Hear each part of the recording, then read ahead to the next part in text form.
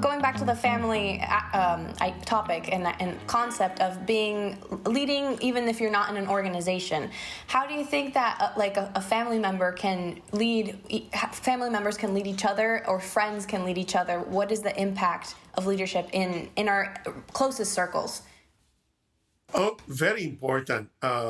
Many times, you see, the Philippines is a matriarchal society, and many times the husbands or the fathers leave it to the wives and say, "Oh, bring the church, bring the kids to church." No, no, no. The father should lead, and we follow what it says in the book of Ephesians. No, husbands, love your wife.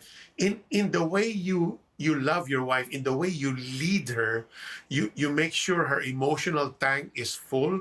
And when the kids see that type of leadership that is loving, not overbearing, that's so important to them for their stability. When they see their dad loving their mom, when they see their dad taking the lead, and of course it's really a partnership, but then there are times when the father can, look at the mom and say honestly, so okay, I've given you my opinion. What do you say? I want to hear what you say. What do you think about this? It's really a co-partnership, but then the husband is really the head of the wife, and this is how it should go. When the wife is so comfortable, is so secure, I think that's a better word, is so secure in the love that she receives from her husband, her submission, her respect becomes automatic. Yeah, it's not a burden. She's so secure in that love. Yes, absolutely. Yeah, because like you're saying, the leadership isn't for him to rule over her or be overbearing, but rather to serve. It's a servant leadership. And likewise, Amen.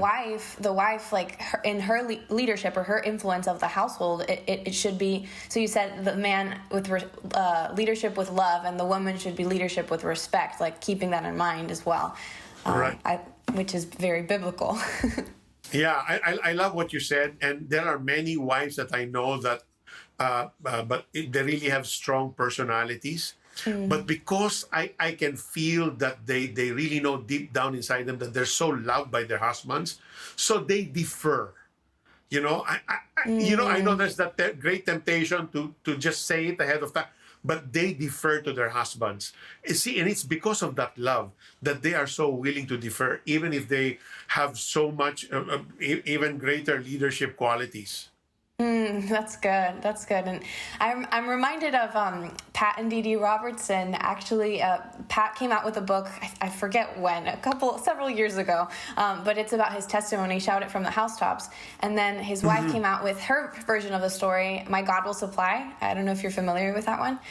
You are? Well, she shares basically she tells the same story that Pat tells, the beginnings of CBN and a little bit more of their story as a couple, but she maps it out, the chapters of the book, by the gifts of the Spirit and how the Lord worked out the gifts of patience, peace, all of the different gifts of the Spirit in her life. So every chapter is dedicated to one of the gifts, and in that she talks about submission. She talks about how she learned to just let God speak to Pat about certain things, and how like she might have said like, I don't think that's going to work, and then he still did it, and then God would show him that she was right. But she learned to be patient and wait, and I love her teachings on submission and authority and all of that. It's just very very timely. Jessica, that's so true. That's so true. There are ingrained in a woman that ability, that radar, if you want to call it, to know something about a person, and yet she cannot explain it clearly. For example, many times in the past, when I was still in business, Christine would say to me, Peter, that person, I don't trust him. There's something about him that I'm not comfortable with. Then I would say, what do you know about business?